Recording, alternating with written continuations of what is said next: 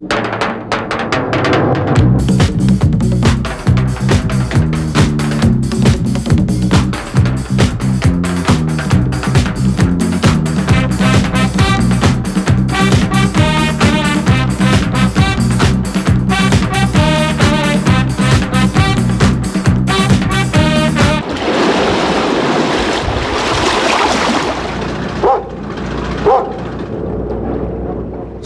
is the Union from St. John's. Right well I knows her name, and every night as I lie on my bed, I can hear those young widows complain. I went into a couple music stores today down on Water Street and saw racks and racks and racks of music that I've never been exposed to. From what I understand, they have a full range of music here. I mean, there's a ska band, I've heard about thrash bands.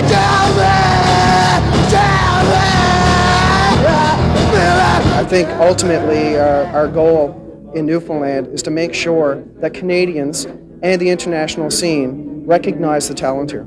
With your pickles and beaties and batons and all, and they're sure to drive out in the spring, that's the time. Here's to you, love. Welcome to Newfoundland. We've invited the top people within the industry in Canada to come down this weekend to share in their knowledge and experience of music. So let's get out there and truly make this conference reflect the theme, which is bridging the gulf. There's just so much talent in Newfoundland. There's a tremendous amount of musical talent and musical creativity. And what was lacking was the business aspect of getting that music out to a much wider audience. Nobody watches and nobody cares as another falls through the cracks.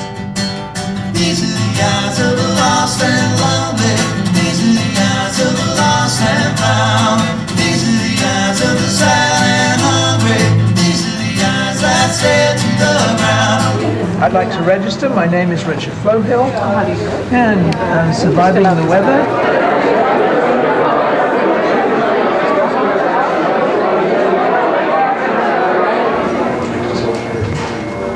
Am I good enough to be in this business as a performer? Because it is the most competitive, difficult, awkward, bloody-minded rat race that one could conceive. Why don't you hitch my pony? We'll saddle up, we'll my black mare. You're gonna find me riding, mama, in this world somewhere. Something terrible happens if you don't promote. Nothing. Nobody knows, nobody says, nobody tries to realize.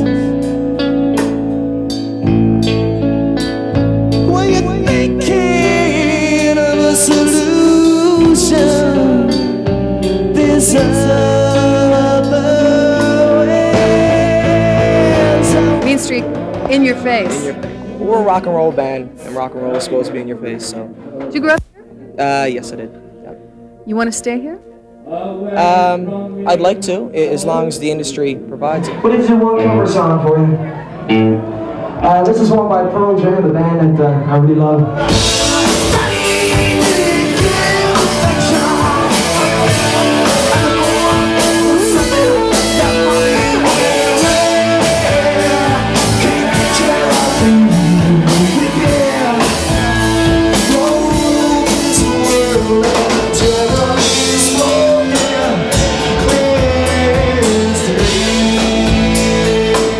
To tackle doing Eddie Vedder's voice. I love his voice. He got a type of music you can get into, which is a lot of the newer stuff that we're writing is like that. Nothing has a certain structure to it. It's just feeling the music that you're singing. It's great. There's nothing better than actually singing something and doing something and just after going, wow, that was better than drinking all night.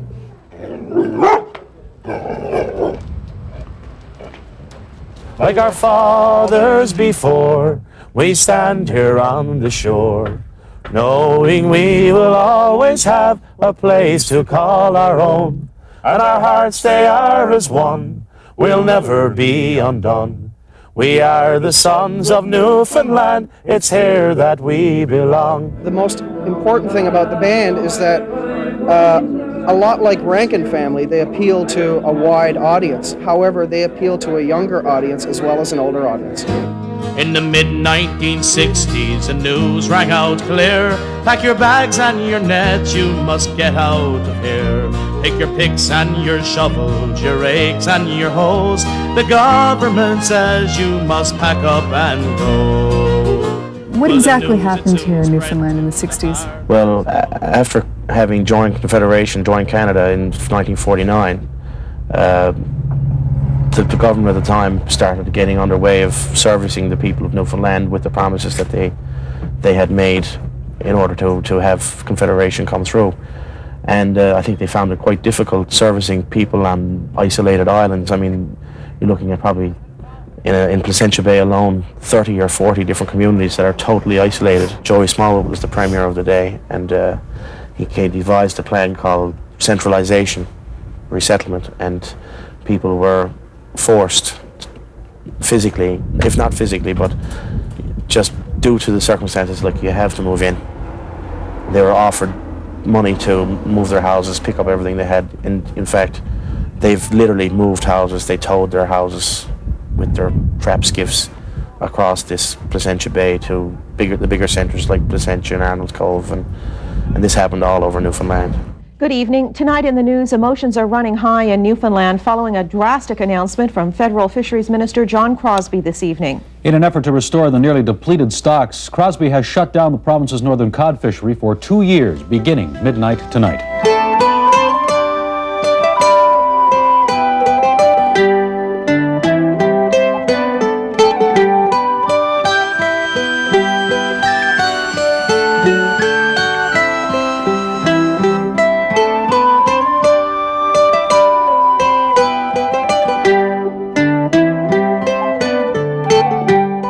The Memory Waltz was written many years before the concept of the video came up. Some things have happened here in Newfoundland over the last 6-8 months that have really shaken the place. Years ago, and I trapped several years, so many years, and I haven't dried up, say, 80 quintals, 90 or 40 quintals. All big fish. You'd have to get a pew, a gaff, pew in, that big. They don't know how big as that. But there's none of that around. I'll get caught. I'll cut. I was born in 1920 here. There's all sailboats. Very few, there was a few engines when I was on the go first, but it's mostly all sailboats. Whaleboats, you call them. Used to sail in and out, you know, perhaps a couple of 150. And it was all hand line. And the cod traps came on the bean in, I think it was 1921. If you went to any house here, there's not one person, there's no house here that the people are not affected by the fishery. And in every community along the coast, you'll find that. And once they gain control of that and they're able to look after the fish stocks and control them and manage them, I think that the old ways will probably have to replace the modern technologies, but people will be able to survive, hopefully. Lost in frustration.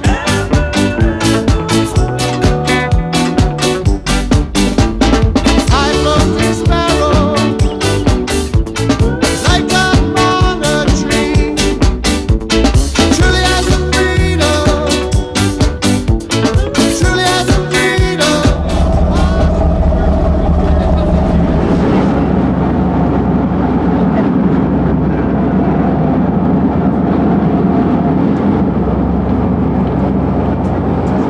My name is Loyola O'Brien, and I'm your captain. Steering the boat inside, and there's my first mate, Wayne Maloney. Maybe the Newfoundland music community is so close knit is because we only really have each other to rely on. We don't have the same kind of industry that's on the mainland. Yeah, it's not as dog eat dog. You know, if one group wants something to happen, usually it's in a everyone's number of best groups had to interest. be involved just to get some notice down here. Just the fact that this Music Industry Association just got off the ground in the last year or so, shows that there's a lot happening down here, and people from the mainland are taking notice of all the acts up there. We've got the Thomas Trio.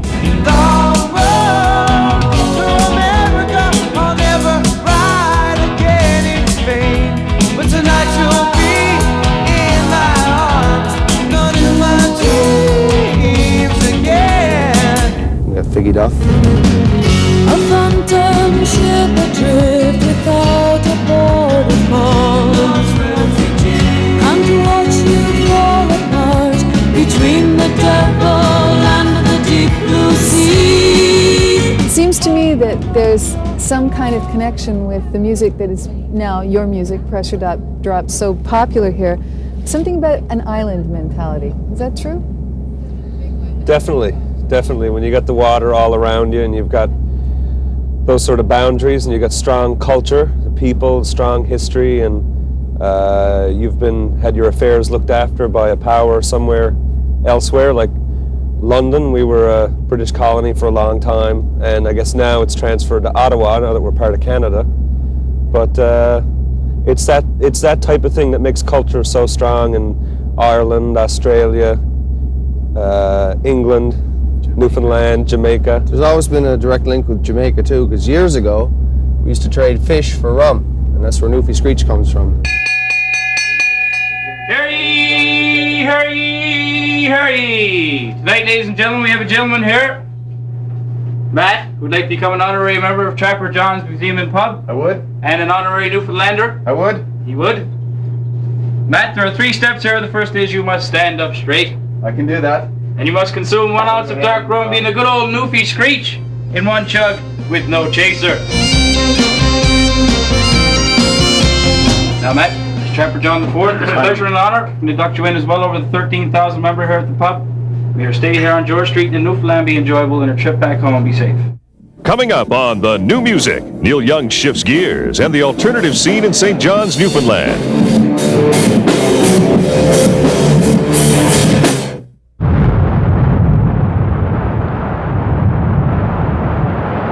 We've always been kind of the odd, the sore thumb in the Canadian landscape. We were the last province to join.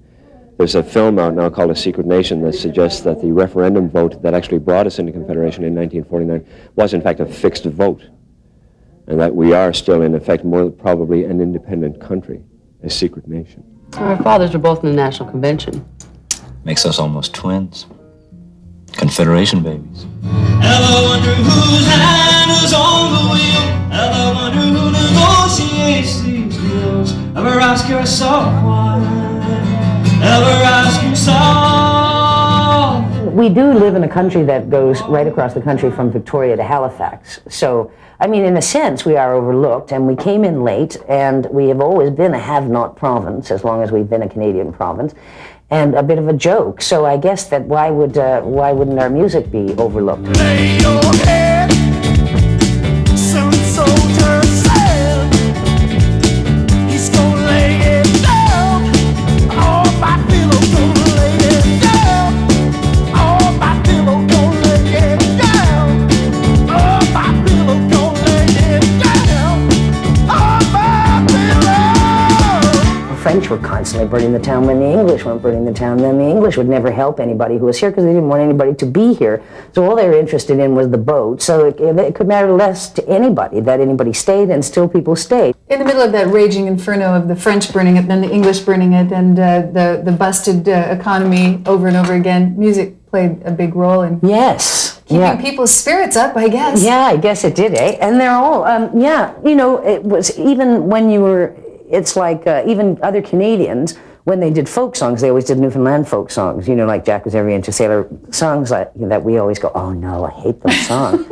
But now I sing them to Jesse. Jesse really likes them, so now I've found my love of them again. But yeah, music has always been really, really important. It's like the Codco show. It's like we do a comedy show, but we always have music. Like it's like you couldn't do, and all our stage shows we always had music, and so it's caught up, and it's not even like you think about, oh, you have to have music. It's just you do have to have music. Like you have to have a musician and some music and some songs, and because it's all part of the fabric of the place. Oh, General Taylor gained the day, walk him along, John, carry him along. Oh, General Taylor gained the day, carry him to his burying ground. Hand me away, you stormy, walk him along, John, carry him along. Hand me away, you stormy, carry him to his burying ground. To become commercial, do you ever wonder whether you're going to lose something that you've been able to keep valuable, that you've been able to keep true?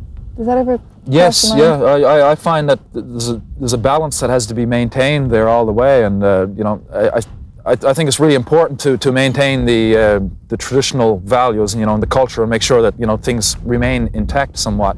But also you have to, you know, you're trying to sell and make a living at what you do, and it's not only the business aspect, you know, but to me it's important to get this music out to people. And it's not that I want, you know, the $20 that they have in their wallet for this CD. I want them to hear this music. You know, this is my life, this is my love, and, you know, I'm anxious for the more people that hear what we do. And they're $20.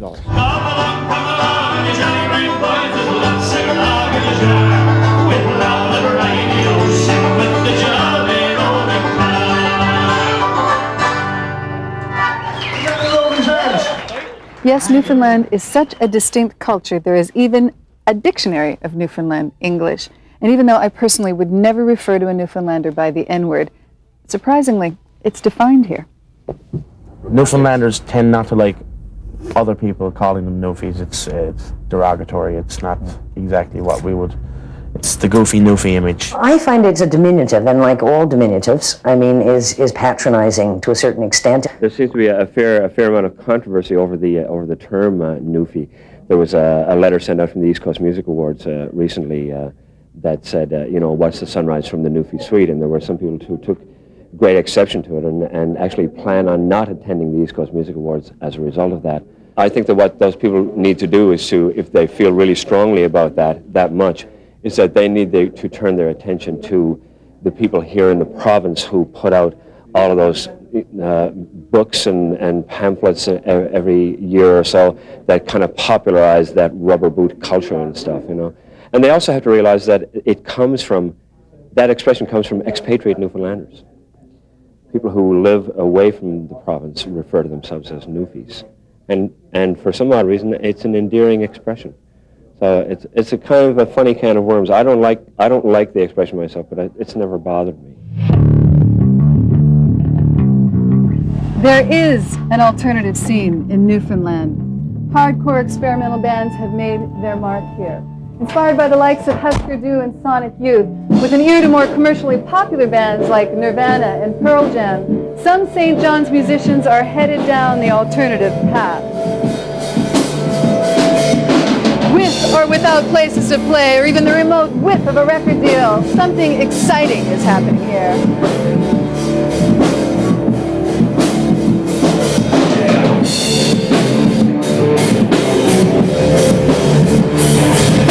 People are surprised that an alternative scene is really happening here. I mean, generally people associate this with the Celtic connection and you know, what Roger House does, maybe some more traditional stuff with blues, etc., but are not so aware of the alternative scene. Or are they? I think one of the most early punk bands around originated here in what? The late 70s. The Slime. Yeah. 76 at the 77 maybe. Yeah, might have been that. So there's been I was pretty young when the Slime started. There's been an alternative scene here for a long time. Yeah. So this is your territory? Yes. Alternative, hardcore, metal, thrash. Is that a big market here in Newfoundland? Yes, it is. We have ranging from death metal to alternative music such as Dynasty Jr., the Sub Pop stuff, Buffalo Tom. I'm not too familiar with death metal, but I bring in the titles. St. John's has had a fun scene now for a long time, with early bands like Schizoid and Touch Justice and all that sort of stuff in the early 80s.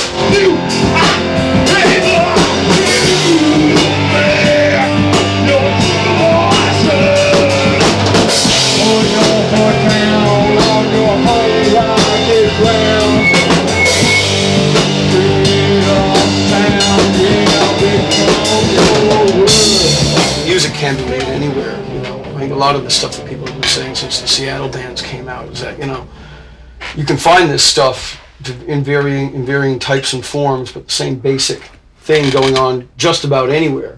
Well, Potbelly's all about being slow and heavy and sluggish gut rock is what we're all about. I'm Jeff. This is Doug. Yeah, it's definitely slow and pretty grinding, I think. This is Tony over here. I'm Tony. Hello.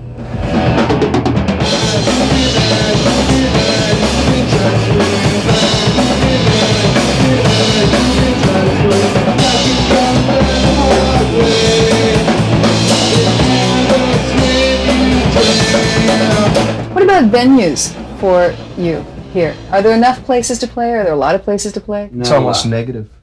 There's, Well, no, I mean, there always turns out to be one place to play, usually. Yeah. Like the people from the alternative scene will inhabit one bar. The bands will start playing there. It'll happen there for maybe the course of a couple of years. That place will close down, inevitably it happens. And then it just changes course, it goes somewhere else. Sebastian Lieber, Matt Clark, and Mike Kane. Hardship Post, let's put your hands together, please, ladies and gentlemen. what do you make of what you heard at the showcase? It was fabulous. It was, I knew what was going to happen, but it was really nice to see industry people from Canada come down here and see it actually happen for themselves. It was great. I was very, very proud and happy that it happened this weekend here and the way that it did unfold and stuff. It was great. Any surprises for you in terms of people that you found out about that you didn't know about? There was one band, which is everybody's talking about this past weekend, is Hardship Post, which was amazing. It blew me away. I knew all the boys in the band, but I never saw them play as a unit, and it was absolutely incredible.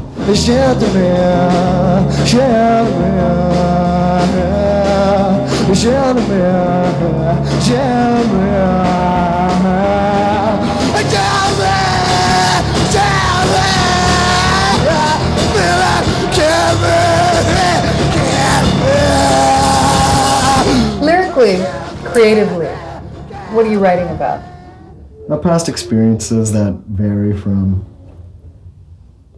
munching on a little bit of sugar cane, or for maybe even biting the inside of my mouth and really creating a lot of blood.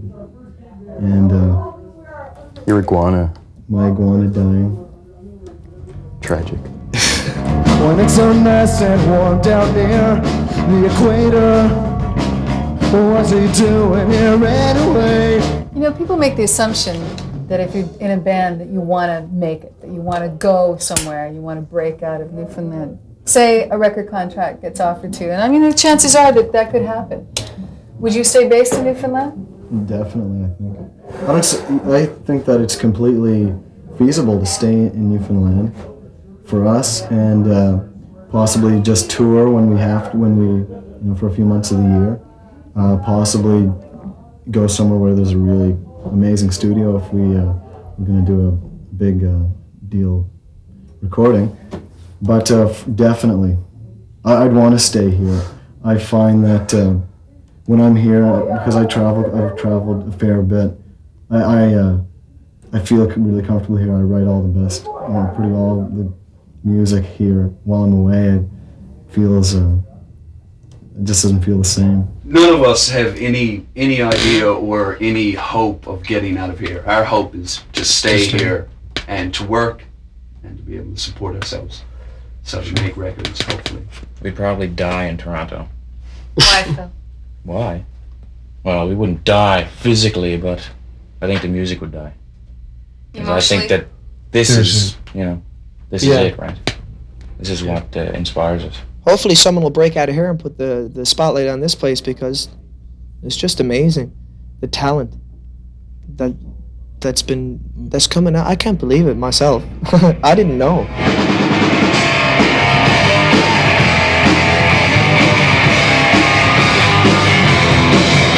Still to come on the new music, Neil Young gets back to basics. I seen the needle and the damage done. A little part